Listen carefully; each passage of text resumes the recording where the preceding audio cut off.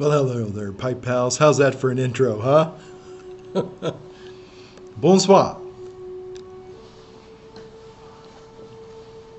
A beautiful evening to all of you. I just couldn't resist. Well, this is going to be kind of a different video in some regards. It's going to be a little bit of everything. Going to give you a little bit of pipe news. Going to give you a little bit of tech talk here. Going to talk to you about the paleo diet. And we're going to round it off with a little scintillating discussion about Jesus and Ayn Rand.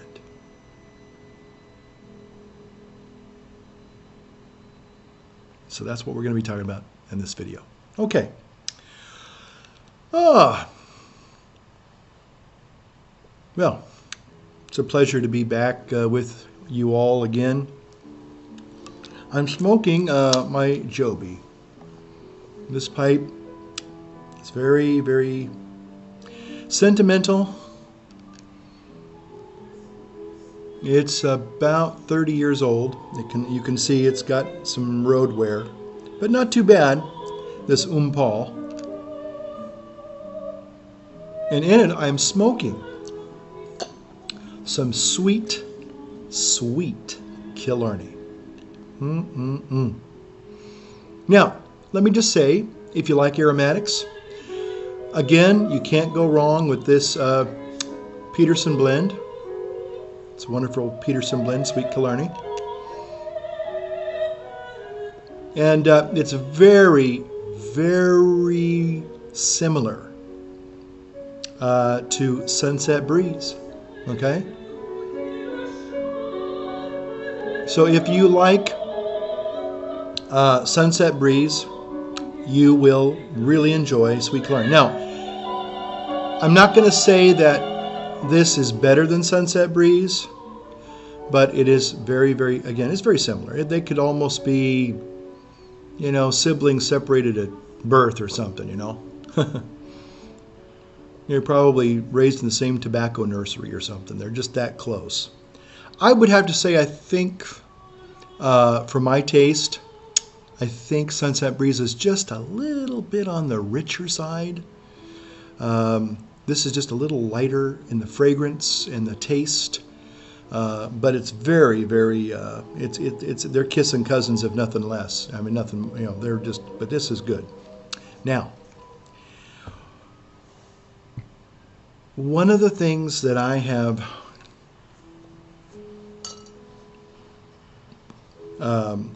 discovered.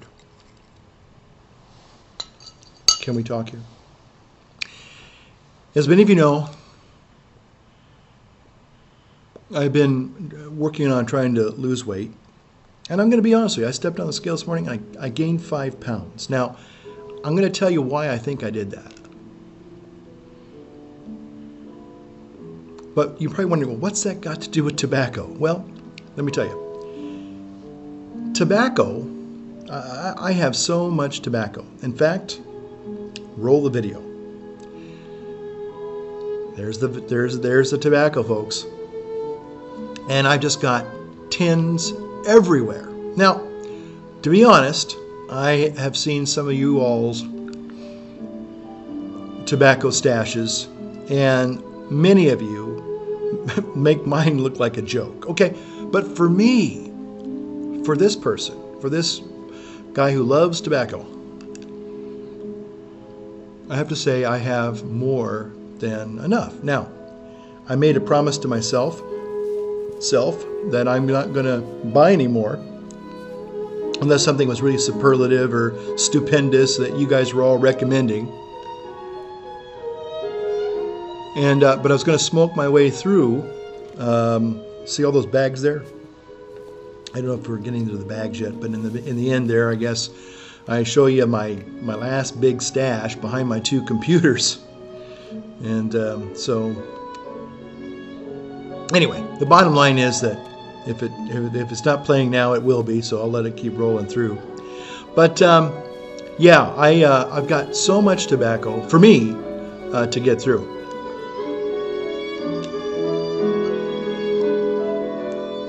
Now, I have to say something that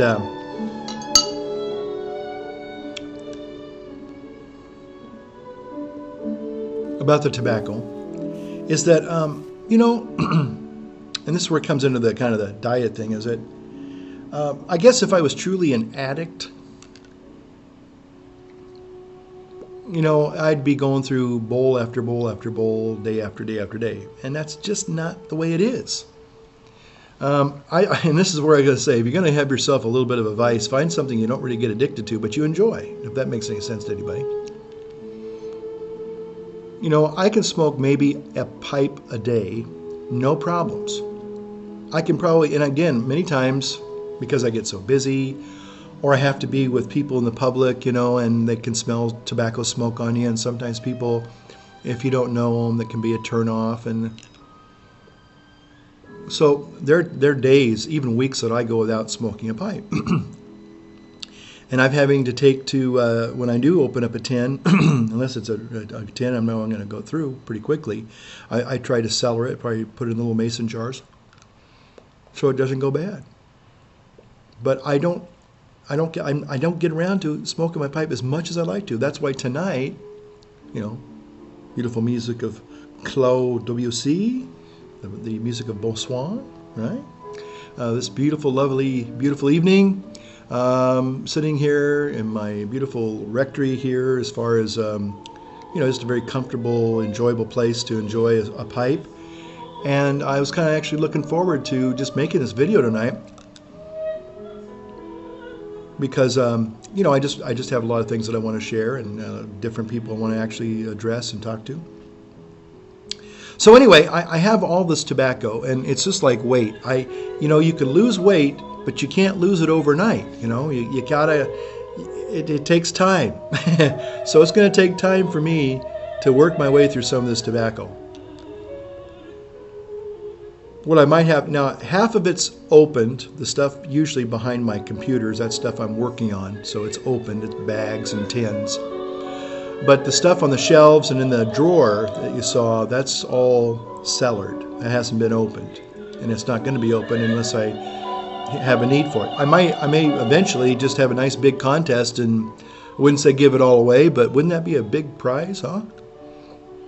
Speaking of big prizes, Angela's got a brand new bag. I'm going to talk a little bit about Angela, because she's asked me a question, sort of. I mean, she was intrigued by how you put video and clips inside of video clips.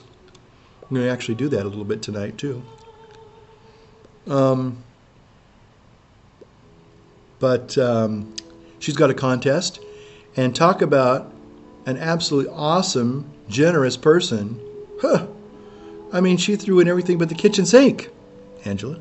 I was watching her first place prize, and I mean, she went on and on and on, and then you get the dish towel, and then you get the golf towel, and then you get the whiskey tea, and then you get, I was like, golly, one or two of those would be a great gift. And she keeps saying, but wait, there's more.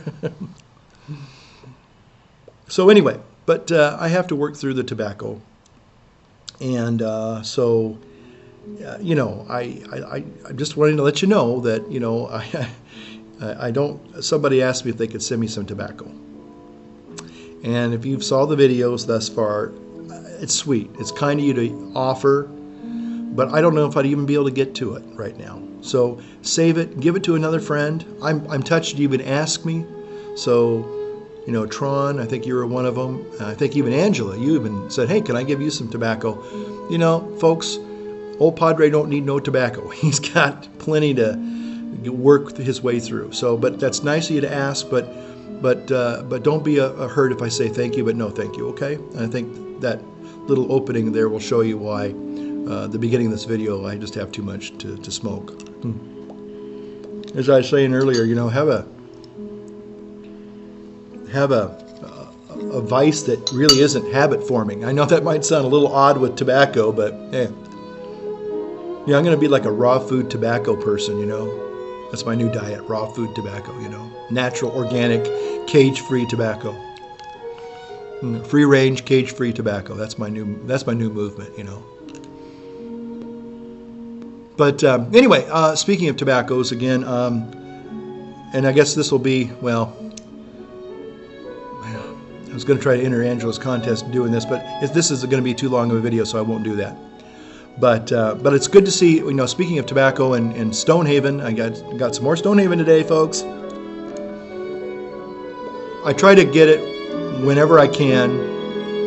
And there's another gentleman that I found out that's also an Elk Grovian, and he went out and got some Stonehaven too. So, way to go, guy. I think his name is Peace Pipe or Peace Piper or something. Way to go, Peace Pipe. Way to go. But I will say that if you're interested in a very wonderful video about Stonehaven, and I'm so happy that his videos are still up there. I don't know if he's making any current videos, but Daily Puffer, Bruno, the one and only. I couldn't help it. I was noticing, you know, that there it is. Yeah, and I got, oh gosh, is that video still up there? Because I knew that for a while there he kind of took him down. Somebody had hacked his YouTube or something. And he just wasn't feeling comfortable leaving his videos up. So I understood that. But I was really sad to see some of those videos. And again, I know I might, some of you probably know me. I don't mean to embarrass him by being so effusive, but they're awesome videos. They're so beautiful, and I've actually used them in my CCD classes. You know, I've shared them with kids. They're so reflective. They're just fantastic videos.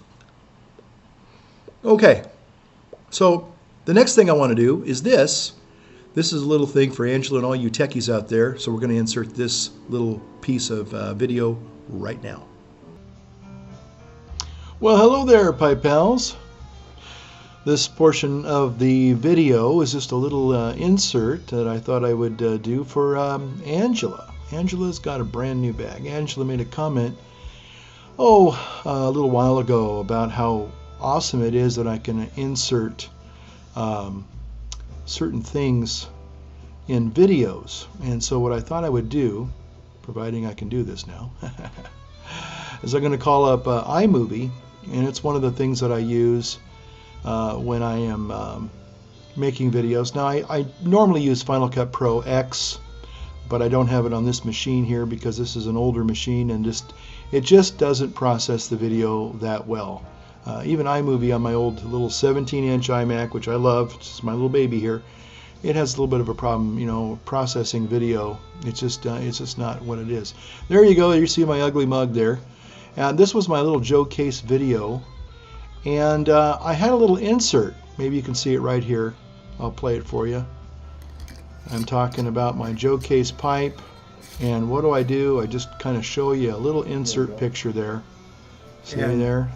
I was kind of trying to show how beautiful the color was next to my coffee. I think he had somebody buy. So that's what I was doing that for, and plus I got a little bit better picture of that grain there.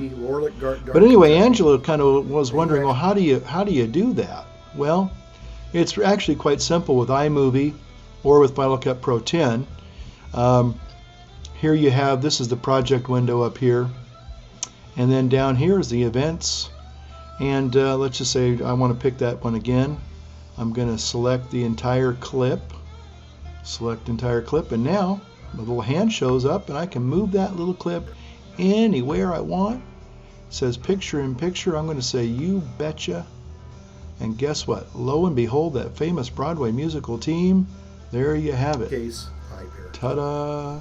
Okay. Just wanted to show you. So there is that little video again, showing the beautiful Joe Case pipe against a nice, rich cup of coffee. Very impressed. Okay? I just love the wonderful thing about. Almost identical. Let me see if I can turn this guy off here for now. It draws.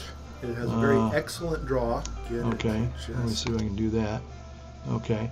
So another thing is, you know, you can even just drop in pictures. You know, let's see. Here's a recent picture of me, picture in picture. There's a recent picture of me right there. Joe, to make this and then it does some other things too, like Ken Burns effect if you want. So anyway, that's a little video technical, techie kind of a thing for Angela, because she was kind of intrigued by how you do that. Hopefully, if you have a copy of iMovie, and I'm sure a lot of other videos can do the same thing. Adobe now has actual video editing believe it or not, inside Photoshop CS6. Okay, that comes with the standard CS6, not the extended. And you can do similar things with Photoshop now. So video editing in Photoshop. This, of course, is iMovie, and then the one I normally use for all my other videos is Final Cut Pro 10. Okay, back to the video. By the way, I'm using a thing called ScreenFlow, which is a screen capture program. That's why I'm able to do this as well. Okay, so I'm back.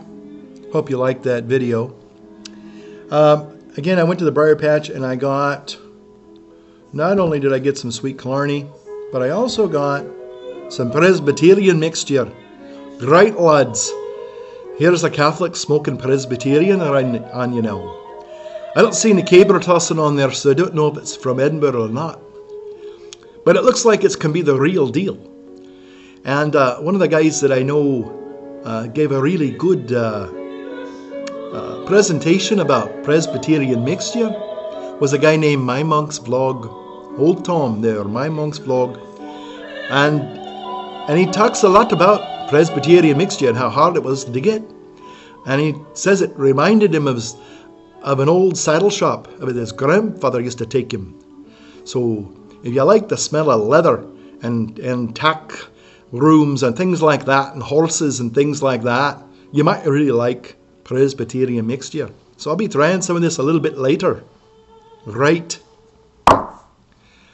Okay, I got that out of my system. So, okay. I was going to talk a little bit about the diet. I stepped on the scale this morning, and I'm going to be honest with you guys because you've been with me on this journey now for 5 months, and I'm still doing the exercise. But what I did was this. I changed, I went on a 30-day juice fast, and I ended that on the 30th. And then I've been watching a lot of videos on health and weight loss and dieting. And I have to tell you that the one that I'm intrigued by a couple of them. And I thought, why not just every month try a different diet? Now that probably sounds pretty crazy, and it probably is. But the one that had appealed to me, and one I sort of tried before, it's called now the paleo diet, which is kind of a, if I understand it correctly, it's sort of kind of like Atkins diet revisited. And thus, this little bowl of treat here, my little dinner dessert, this is basically, all it is blackberries, blueberries, and heavy whipping cream, and that's it, no sugar. Again, the paleo diet is, sugar is verboten. It's a bozo no-no. But I think what has happened is, after doing juices and soups for a whole month, now that I've reintroduced solid food in my diet, I think that has obviously, my body's going, oh, whoa, there's something solid here. We got to process this. So it's taking a little bit longer. So I'm going to have to probably really watch my intake, even though on high protein, high fat, low carb, no sugar diet, you're supposed to lose weight automatically. You go into a thing called ketosis lipolysis. I'm not a real dietitian. I only play one on YouTube. Not really, but the thing is that, stay away from sugar, stay away from refined carbohydrates, and they tell you that you will naturally lose weight. So that's what I've been doing for the last 9 days. Hard to believe that 4th of July has come and gone already. So anyway, I'll let you know how that goes. I'm still doing the fasting 2-3 days a week where I don't eat very much at all. But the days I do eat, I kind of tend to, I wouldn't say gorge, but I've noticed that I probably eat more than I should. And so what I'll do is just probably restrict, even though they say you really shouldn't on some regards, but you can't overeat either. So it's our happy balance. So I'm going to try and I might even start weighing my food and say, okay, this is all I'm going to have. Okay, so the last thing I want to talk about on this beautiful, lovely evening is about Ayn Rand. Now, about 2 or 3 months ago, I put out a little teaser trailer. Some of you might have seen it. And I had a few interesting comments. One from Milverton68.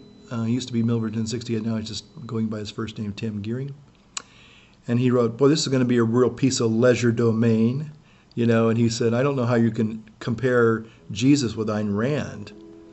Well, I wouldn't say it was totally meant to be tongue-in-cheek and kind of like, I'm being silly here. But what really got me thinking was I saw some documentaries about Ayn Rand. The book Atlas Shrugged has been made into a full-length feature film. Well, it's sort of like the Lord of the Rings kind of thing. They keep coming out with different segments of it, so it's not completely done yet. But anyway, I watched the first 2 installments of this movie of Atlas Shrugged. So I was interested in learning more about Ayn Rand, and I was able to actually find some interesting documentaries about Ayn Rand and about Atlas Shrugged. And one of the documentaries I found, which I thought was absolutely fascinating, was Ayn Rand in her own words.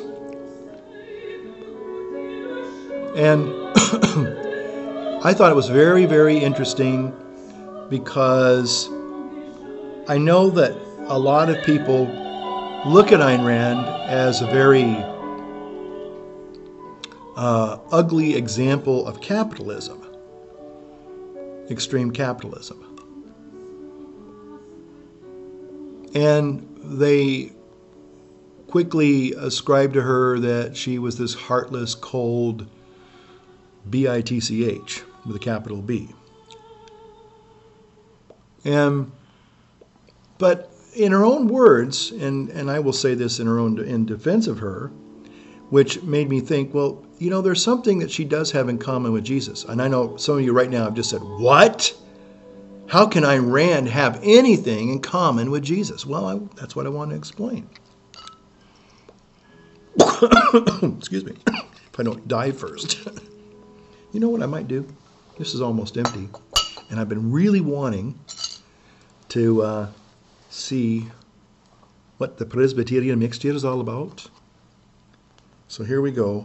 It's unopened. Well, it doesn't have one of those little key things there. I'll just have to I love it when it makes that little sound. You know what? This isn't working. I'll be right back. I'll learn it. Hold on. Well, I'm back. Thank you for being so patient. Well, I opened this beautiful tin of Presbyterian mixture. Lovely, huh? And has a wonderful Virginia, mellow, mature, fermented even Virginia. That is a very nice, if you like just plain tobacco smell, without being encased with anything. It's almost an English blend, a mild English. So it's delicious. It is very delicious, actually. But I want to say, I'm a little disappointed. And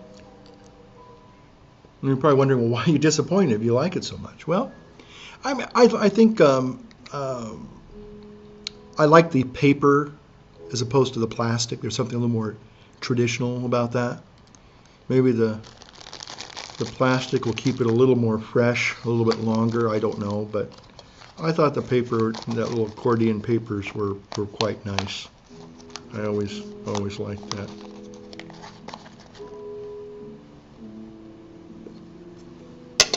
Okay, well, let me get back to my final little topic tonight. Again, comparing and contrasting Jesus with Ayn Rand, and vice versa. The thing that struck me when I was watching this documentary about Ayn Rand in her own words, and you can probably find it. I know I found it on iTunes, so I'm sure it's out there. But the thing that oh no.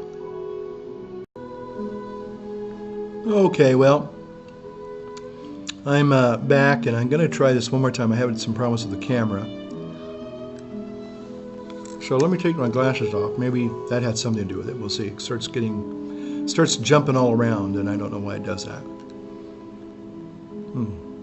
Okay, so I'm going to talk finally about comparing and contrasting Jesus with Ayn Rand. And again, there's a wonderful video, lots of wonderful documentaries about Ayn Rand. You can download them from iTunes. Probably just go online now and just watch them for free on YouTube if you want. But the one that intrigued me the most was called Ayn Rand in Her Own Words. And Mike Wallace, I believe he was the reporter back in the maybe the 60s, maybe late 50s, early 60s, just before Ayn Rand died. And he's talking to her, and yes, she was an avowed atheist. Let me just be upfront. I'm not trying to make Ayn Rand into something that she's not, okay? So I'm trying to say that she was some born-again Christian, crypto kind of a Christian person. She wasn't. She clearly was an atheist, but she was not, I would say, like many atheists, or some atheists, let me just say, some atheists today seem to be almost on the attack, a counterattack against Christianity. And they feel that they've been oppressed for a long time, and to some extent, they might have some things to support that. But by and large, Ayn Rand was not, I would say, a militant atheist where they wanted to see, the end of all religion and the destruction of the Catholic Church and all that stuff. In fact, Mike Wallace asked her, he says, if I said to you, God bless you, how would you react to that? How would that make you feel? And interestingly enough, I thought she would be, adamantly, well, I'm against, God and church and state should be separate and, and don't, And she just sat there. She sat there with this kind of like a little bit of a pause. Like she was just taking it in. And he says, would you be offended if somebody said, God bless you? And interestingly enough, she said, no. Which made me really curious. I went, you're not going to be offended. And she said, I like the idea of being blessed. I said, it's not a bad thing to wish a blessing on someone. And I thought that was really intriguing. And then it got me to thinking, what Ayn Rand really at the foundation of her philosophy was about the freedom of the human person. And I think that Christianity, a lot of different flavors of Christianity have kind of bought into the fact that, we're here basically the only thing we are is kind of a social work kind of thing of God, People don't talk much about heaven and hell anymore or trying to amend your life. So what we do is we kind of like, we're like the world's, for the most part, the do-gooders, in the world. We out there doing good. Nothing wrong with that. But when you look at what Jesus said, he was all about trying to find truth, a way of life, and interestingly enough, Jesus said, love your neighbor as yourself. See, I believe that Jesus was also about personal freedom. Now, why do I say that? Because if you are not truly free, one, you're not going to really be able to understand the message of Jesus, really, because you're going to be bound by all sorts of things in your life, whether it's materialism, capitalism, you name it, you name the ism. But you have to be free in order to, I think, be a true follower. Jesus says even if you have something against your neighbor or they have something against you, if you're going to bring your gift to God, before you can bring the gift, you're supposed to go reconcile with this other individual. And so I think that, a lot of times Christianity gets stuck. We get painted into a corner as, well, we're supposed to be the world's people that basically finger other people for money so that we can do good work with that money. It's like, hey, give us money and we'll put it to work kind of thing. In fact, a lot of people look at us as, hey, you owe us. Oh, heck. It did it again. Did it again. Doggone it. Hold on a second. Anyway, so Ayn Rand was talking about personal freedom. And again, sometimes the Catholic Church is looked upon as the organization that kind of coerces people into giving. Hey, give us your money and we'll make it work kind of thing, as I just said a minute ago. But yet, I think that Jesus made it very clear that he came to set us free. And that's what Ayn Rand was about. It's like, if you're going to really, she wasn't opposed to charity. In fact, the guy says, how's your husband doing? Isn't he a writer? And she says, yes, he is. And he goes, well, is he writing any, is he making any money kind of thing? She says, well, no, not really. You know how it is of being a writer. And he says, well, how do you guys live? And she goes, well, I support him. And he goes, aha, see, you believe in charity. And she says, well, yeah, I believe in charity, but I believe in giving to the people that I love. So it's not, for me, it's not like a sacrifice thing. It's something I do because I love him, And I think that's the point, is that she says, I don't want people to coerce me into a false altruism. And I really kind of think that in some regards, it's not 100% accurate to say that Jesus was an altruist. I think that he really came to help people to find freedom, because when you're free, then you're going to be doing things out of a genuine love for whoever. And what she didn't like was whether it was the state, communism, or the church. She was an Orthodox. She might have been baptized Orthodox. But the thing was, she was opposed to other, agencies, if you will, or other people trying to coerce you into giving them money. Now, that's wrong. And I think it's okay. I have people come up to me sometimes, they're, as a priest, they want me to give them money. Most people, don't give them money. They'll just use it to buy booze or drugs, One guy I saw actually had a sign saying, why lie? I'll be honest. I need it for beer. That guy got $5 out of me. You know what? Because he was being honest. I'm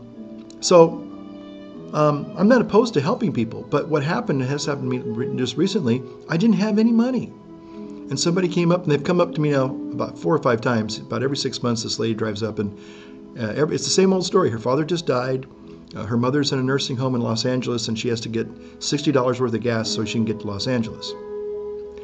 One guy kind of caught her and says, how many times is your father going to die? How many lives has he had? And one time I said, I'm sorry, I don't have any money. And she thought I was lying. And I said, I don't. And I showed her my wallet. And sort of like, well, can't you go into the safe and get me some money? I said, no, because I didn't have the combination of the safe. They changed it, And I didn't know at the time, and I'm kind of grateful I didn't know it. But then it was the one I didn't want to help her, but I didn't want to be coerced. I mean, I've helped people who have been in real need, okay? And I'm not here to, toot my own horn and tell you what a great guy I am and some paragon of virtue, because I'm not. But I will say that, yes, we give, but we do it out of, first and foremost, we do it out of a spirit of freedom. And so that's where I think Ayn Rand and Jesus actually do agree, is that they came to set people, Jesus came to set people free. And Ayn Rand believed that a human person had to be free in order for anything that they were to do in their lives, okay? So if you wanted to be charitable and give, great. If you wanted to go off and be a writer, great. If you want to go off and write a film score, for a movie, great. If you want to go make videos for YouTube and talk about, Presbyterian mixture, great. You want to do a paleo diet, great. You want to do a vegan diet, great. But it has to be, freedom has to come first. Okay, dear friends, I have to say I'm pretty much done pontificating here. Not that I hope don't come across being pontificating. Anyway, thanks for watching. Hopefully this video worked, and I'll put it together and maybe upload it later tonight. So thanks for watching. Light up your world. Light up your pipe.